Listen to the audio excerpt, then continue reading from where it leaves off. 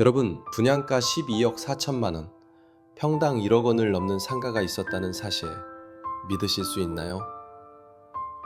그런데 지금 이 상가는 텅 비어 있습니다.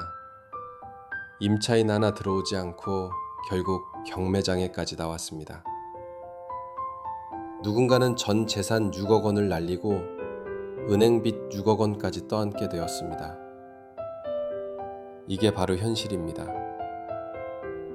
꿈을 팔던 신도시 상가, 그 끝은 투자자들의 눈물이었습니다.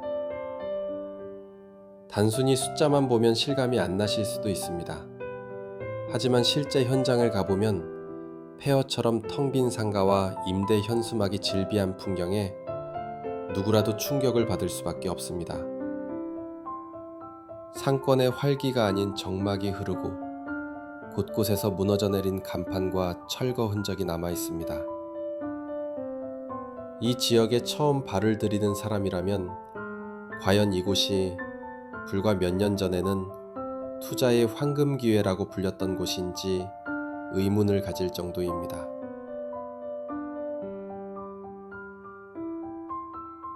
안녕하세요. 전국에 계신 큰돌TV 시청자 여러분. 오늘은 경기도 남양주시 다산신도시에 나왔습니다. 다산신도시는 남양주시 다산동과 지금동 일대에 조성된 신도시로 조선시대 실학자 정약용의 호인 다산에서 이름을 따왔습니다. 이 신도시는 수도권 동북부 거점 도시로 계획되어 대규모 아파트 단지, 상업시설, 공공기관이 함께 들어섰습니다. 교통망 또한 빠르게 확충되면서 서울과 강남 접근성이 좋아 많은 기대를 모았습니다. 그러나 기대가 크면 실망도 큰 법입니다. 표면적으로는 반듯하고 현대적인 도시 이미지지만 그 이면에는 심각한 공실 문제와 잘못된 분양 구조가 자리 잡고 있습니다.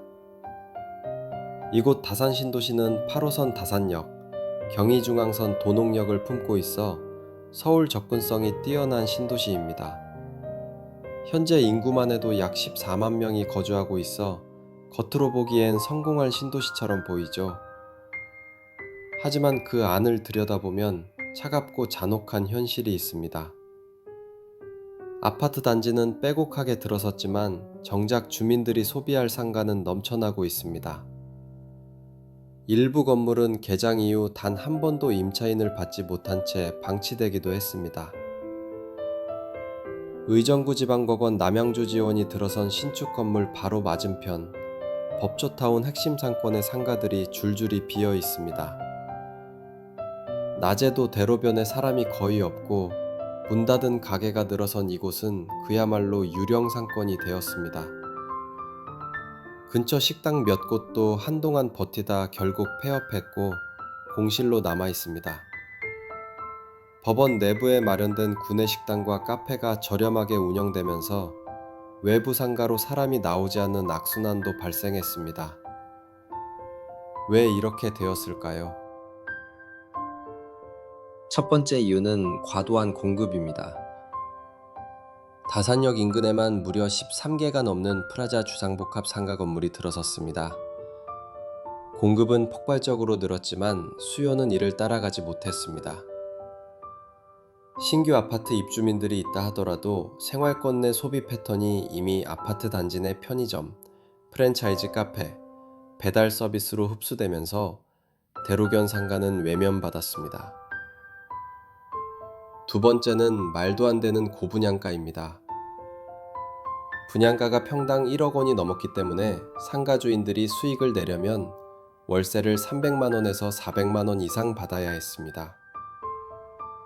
하지만 누가 이런 월세를 감당하면서까지 들어올까요? 당연히 자영업자들은 등을 돌릴 수밖에 없었습니다.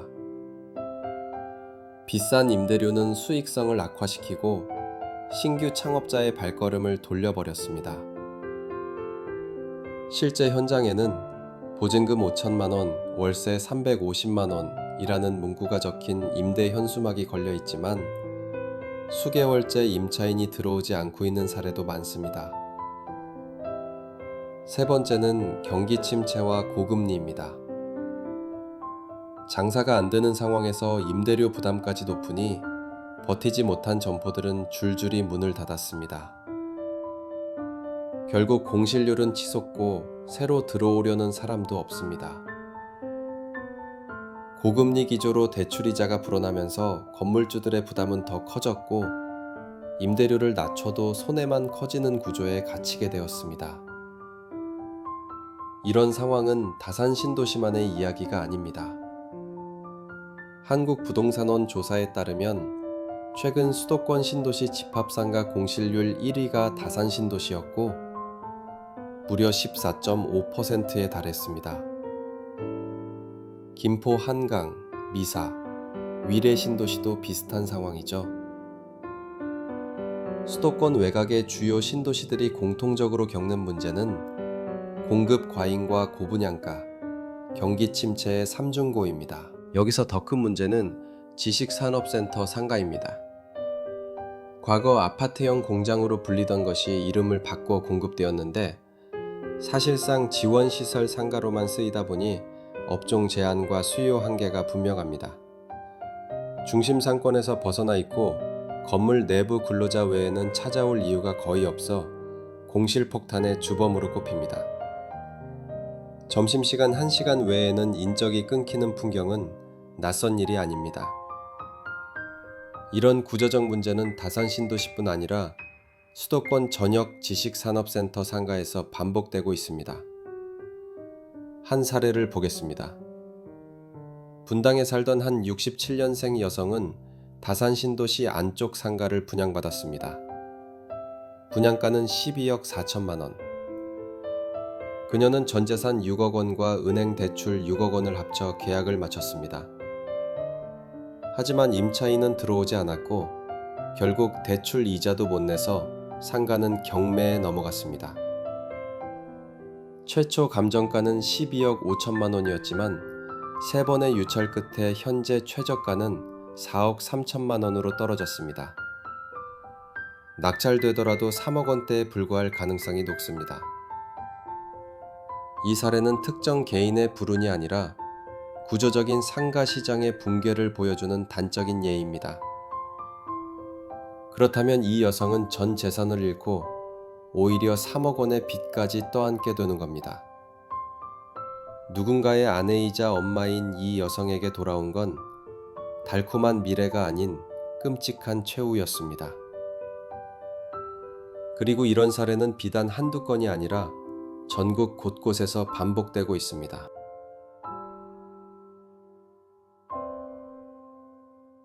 그럼 이런 상가는 처음부터 왜 이렇게 팔렸을까요?